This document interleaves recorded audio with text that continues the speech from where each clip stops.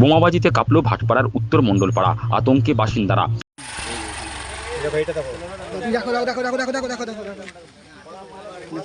কিসে দাও ওটা?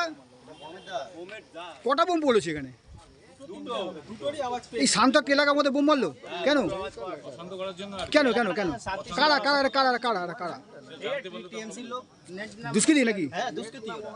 এখন ওরা অ্যারেস্ট হয়নি, বাইরে দাবিয়ে বেড়াচ্ছে এলাকাতে। ওরাই এলাকাটাকে শান্তি রয়েছে।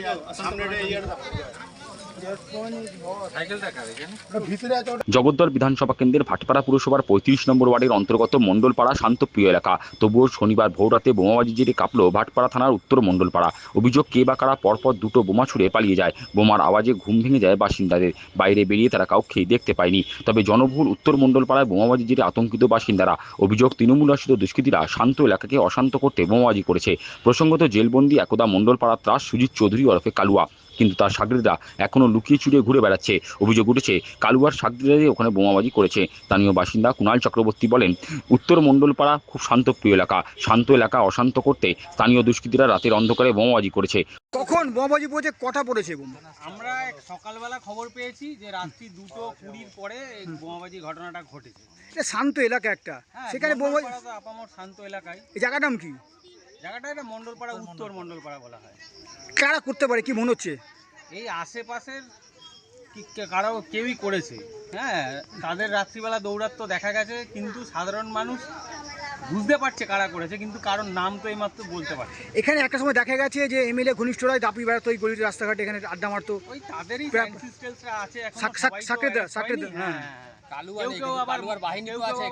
মন বড় হচ্ছে, তারা আবার কালুয়ার জায়গা নেওয়ার চেষ্টা করছে। আপনারা কি চাইছেন দাদা? আপনারা কি চাইছেন তাহলে?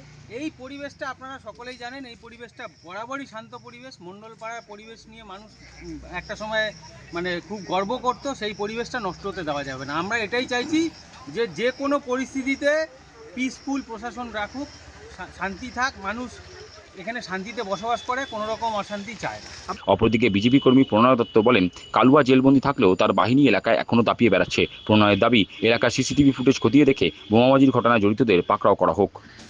দুখানা বোম পড়েছে। কখন পড়েছে? কখন? 2:25 আর 2:27, মানে এই 2-3 মিনিটের ব্যবধানে পড়েছে। রাজ্যে তো পালাবদল হয়েছে রাজনীতি, তারপরেও এই বোমাবাজি কেন? দেখুন এবারে সেটা তো পুলিশ প্রশাসন ব্যবস্থা অবশ্যই নেবে, তারা এসেওছে, তারা দেখেও গেছে। এখন কথা হচ্ছে কি, কালুয়া তো অ্যারেস্ট হয়েছে, কিন্তু কালুয়ার বাহিনী সুজিত চৌধুরী যার নাম, সে তো অ্যারেস্ট হয়েছে, কিন্তু তার বাহিনী তো ঘুরে বেড়াচ্ছে। আবার কেউ কেউ আছে এখানে দ্বিতীয় কালুয়া হতে চাইছে, নতুন করে জন্ম দিয়েছে, নতুন করে অনেকে চাইছে। সে নেই, আমি এলাকাটাকে, এই সব এলাকার এবারে পুলিশ এগুলো দেখছে, পুলিশ ব্যবস্থা নেবে।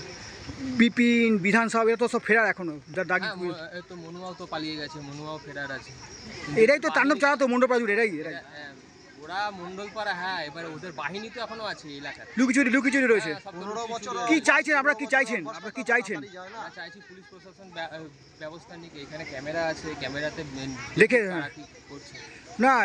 এখানকার যিনি এমএলএ, তিনি একটা তালিকা জমা দিয়েছে প্রশাসনের কাছে, দাগি তালিকা। তারা এখন অনেকেই বাইরে আছে। আমরা দাবি করব তারা যাতে গ্রেফতার করা, অবিলম্বে গ্রেফতার। হ্যাঁ, আর নয়তো এলাকার পরিস্থিতি তো হাতের বাইরে চলে যাবে, নাগালের বাইরে চলে যাবে। মানুষ তো এখানে শান্তি শৃঙ্খলা বজায়ের জন্য ভোট দিয়েছে। তো এটা যদি হয়, তাহলে মানুষ এখানে বলছে যে এখনো তারা অ্যারেস্ট কেন হচ্ছে না।